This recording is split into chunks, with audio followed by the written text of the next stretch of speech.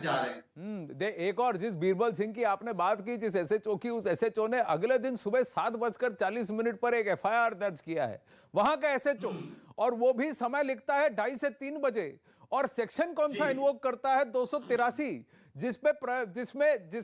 जिसमें मैक्सिमम सजा, अगर आपका गुनाह सिद्ध होता है तो 200 रुपया मात्र है। 200 रुपए। और वहां पर वो लिखता है उस एफआईआर में कि उसको पता ही नहीं था कि ये लोग कौन है। वो कहता है मेरा परमानेंट एड्रेस वहां पर थाना फुलागढ़ी है, कुलगढ़ी है, और कहता है मेरा प्रेजेंट एड्रेस भी थाना कुलगढ़ी है। वहां का एसएचओ अपने ही थाने में एसएचओ अगले दिन सुबह 7:40 पर ये एफआईआर दर्ज करता है कि 2:30 से 3 बजे तक वहां पर कुछ लोग थे और मुझे नहीं पता ये लोग कौन है उस वक्त, जबकि पीएम का रूट लगा है। और वही बंदा फिर बाद में कहता है कि हमको कहा गया कि इनको खाली मत करना, हमको कहा गया वहां अवैध शराब के ठेके खुले हुए हैं, ये चल रहा है वहां, इस तरह का काम चल रहा है वहां। अब विक्रम सिंह मजीठिया ने एक और बात कही है, उन्होंने कहा है कि चरणजीत सिंह चन्नी, उन पर डायरेक्ट आरोप लगाकर कहा है कि सीएम ऑफिस में पीएम के काफिले को रोकने की साजिश हुई थी, इस बैठक में कांग्रेस के बड़े नेता भी शामिल थे, ये उन्होंने कहा है, सुनिए। जब आप इनकॉम्पिटेंट अफसरों को डीजीपी लगा दो, देखो सबको पता था कि ये यूपीएससी के पैनल में नहीं आएंगे, और अगर चीफ मिनिस्टर साहब पंजाब में रोज ट्रैवल कर रहे हैं, उनको तो कभी 20 मिनट कहीं रोका नहीं गया, उनके तो लिए सड़क जाम नहीं होती। जब उनके लिए आप रास्ता ढूंढ सकते हो, और तो प्राइम मिनिस्टर के लिए क्यों नहीं ढूंढा गया? वो इसलिए नहीं ढूंढा गया क्योंकि एक प्लानिंग हुई थी चीफ मिनिस्टर के ऑफिस में कि ये बीजेपी को, प्राइम मिनिस्टर को एम्बैरेस करना है। नहीं तो अगर पीपीसीसी प्रेसिडेंट जाता, आपने कोई खबर आई है कि 20 मिनट किसी सड़क के ऊपर फंसे हुए थे जीटी रोड पे? प्राइम मिनिस्टर कैसे फंस गए? सो ये प्लानिंग एंड प्लॉटिंग जो एक प्राइम मिनिस्टर की जान को खतरे में डाल सकता है। मैं तो बहुत छोटी सी चीज हूं, मैंने तो एक नॉर्मल उदाहरण दिया है और मैंने फैक्ट्स के साथ बात करी है। Narendra Modi ji alone, it's about the prime minister's chair, it's a constitutional post, the most protected person is your prime minister of the country. आपने सारी दुनिया में मजाक उड़ा दिया, और वो सिर्फ इसलिए क्योंकि आपकी पॉलिटिक्स थी। सो मेरा तो ये फंडामेंटल सवाल है कि जो लोगों इस प्लानिंग और प्लॉटिंग में थे, होम मिनिस्टर की इन्वॉल्वमेंट से हुई। सवाल यह भी उठता है शहजाद पूनावाला, अगर प्रधानमंत्री नरेंद्र मोदी नहीं होते, कोई और होता, तो क्या ये होता? ये प्रधानमंत्री विरोध है, बीजेपी विरोध है, या सिर्फ मोदी विरोध और मोदी से नफरत है? और इसीलिए शायद कांग्रेस के किसी आला लीडर को ब्रीफिंग दी गई। जी देखिए आनंद जी, ओरिजिनल वायरस नफरत का मोदी विरोध का है, मोदी विरोध का वायरस है, परंतु वेरिएंट बनता है कभी सेना विरोध में, कभी वेरिएंट बनता है राष्ट्रीय सुरक्षा के विरोध में, कभी वेरिएंट बनता है सेना के मनोबल पर चोट करने के लिए। आपको पता है कि ये 200 रुपए का फाइन लगाकर, पता है ये सरकार, पंजाब सरकार क्या कर रही है? पंजाब सरकार दोष डाल रही है बीएसएफ पर।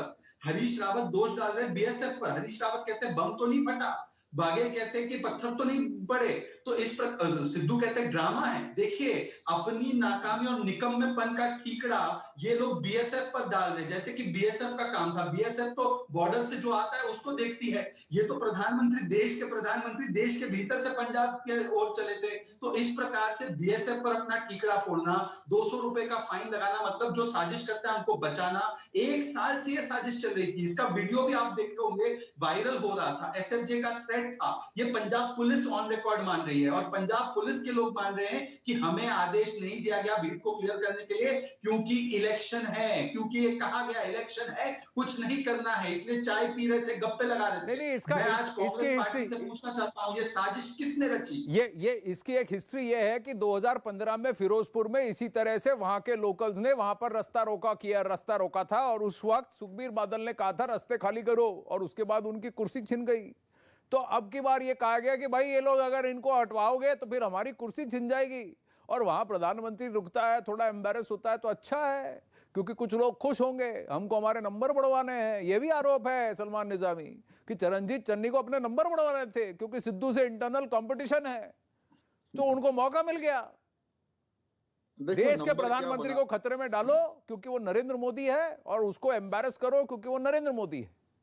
देखिए कोई भी चीफ मिनिस्टर हो, वो कभी नहीं चाहेगा कि सिक्योरिटी लैप्स हो और उसकी सरकार की बदनामी हो। दूसरी बात, जो ब्लू बुक होती है वो सेंट्रल होम मिनिस्ट्री जो है वो इशू करती है, उसमें 2 रूट दिए जाते हैं।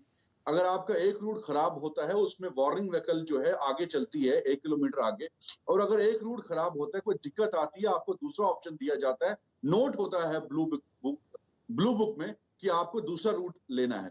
दूसरी बात यह है कि अगर वहां जनता ही नहीं थी और मोदी जी की गाड़ी के इर्द गिर्द जो लोग थे वो भाजपा के कार्यकर्ता थे, जिन्होंने खुद एडमिट किया कि भाई 1 किलोमीटर दूर किसान थे, हम तो भाजपा के कार्यकर्ता हैं, तो खतरा किससे था, सिक्योरिटी लैब्स किससे है? वो तो भाजपा के कार्यकर्ताओं को पूछना चाहिए था, क्या उनकी कोई साजिश तो नहीं थी, क्या वो इन्वॉल्व तो नहीं थे? नहीं, शहजाद पूनावाला जवाब दे रहे हैं, लेकिन बात यही पे तो आप अपनी बात को ही सिद्ध कर रहे हैं कि सिक्योरिटी लैप्स था, क्योंकि चाहे वो बीजेपी के लोग हो या कोई और प्रदर्शनकारी हो, उनको प्रधानमंत्री के इतने निकट आना ही नहीं चाहिए था।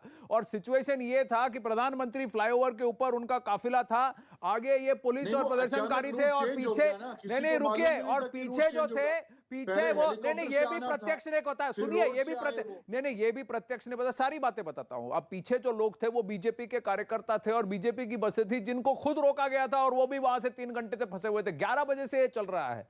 दूसरी बात, 2 रूट की आपने बात की, शहजाद पूनावाला हमारे साथ अभी उनका लिंक, हाँ वापस आ गए। ये दूसरी बात क्या कि हेलीकॉप्टर के बाद जो अल्टरनेटिव रूट था, ये हाईवे का रूट, ये भी लोकल पुलिस ने ही तय किया था, डीजीपी ने दिया था।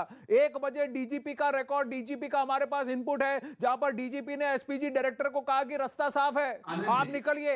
दूसरी बात आपको बताऊं, वो जो आगे का पायलट व्हीकल है, वो पायलट व्हीकल की जिम्मेदारी लोकल पुलिस की है। ब्लू बुक भले ही वो हो, लेकिन लोकल पुलिस को पायलट भेजना होता है। और पायलट के कॉल रिकॉर्ड्स और व्हाट्सएप की बात किरण बेदी ने भी कही है कि cell data, wireless data, WhatsApp data, ये सब कुछ सिक्योर कर ले चंडीगढ़ पंजाब हाईकोर्ट के रजिस्ट्रार और सुप्रीम कोर्ट के सामने पेश करे। जब वो पता लगेगा तब पता लगेगा कि ब्लॉकेड के बावजूद क्या इंस्ट्रक्शंस आए थे। शहजाद पूनावाला जी, आनंद जी, सवाल ये नहीं है कि कुछ के कार्यकर्ता प्रधानमंत्री के काफिले के पास पहुंचे। सवाल ये है कि कोई भी कैसे काफिले के पास पहुंचा, क्योंकि रूट मैनेजमेंट, रूट सैनिटाइजेशन और क्राउड मैनेजमेंट ये पूर्ण तरीके से जिम्मेदारी स्टेट पुलिस की। और ये मैं नहीं कह रहा, शहजाद पूनावाला कौन होता है, पर एसपीजी और डीजीपी जो रहे हैं, उसके आला अफसर ने 16 आला अफसर ने लेटर लिखा। प्रधानमंत्री चल रहे थे रोड पे, प्लीज डोंट इंटरप्ट, मुझे अपनी बात रखने दीजिए। इट्स अ पाइपलाइन, क्या वहां भीड़, मुझे अपनी बात रखने दीजिए please. Anand ji please ensure करें कि एक-एक करके बात रखें। आप बहुत महत्वपूर्ण लोग देख रहे हैं इसको।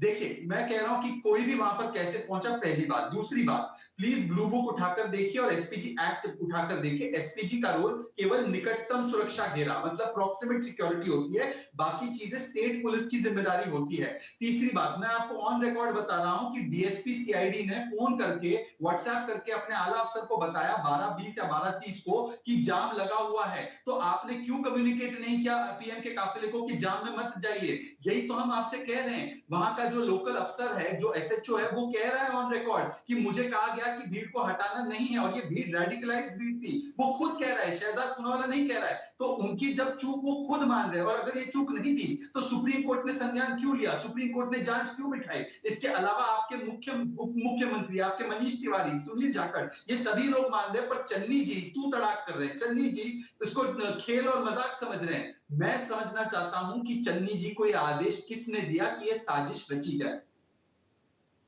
अब बोलिए सलमान निजामी।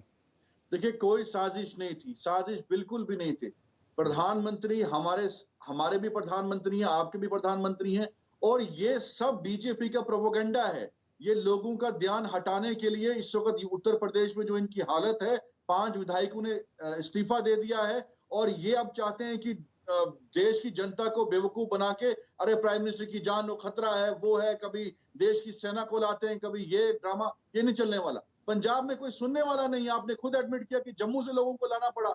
अगर पंजाब में जम्मू से क्यों लाए, उत्तर प्रदेश से क्यों लाए?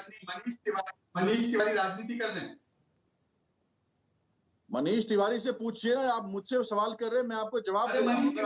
पंजाब में बीजेपी आपके, अगर पंजाब में लोग थे, फिर जम्मू से क्यों लाने पड़े आपको? अरे जम्मू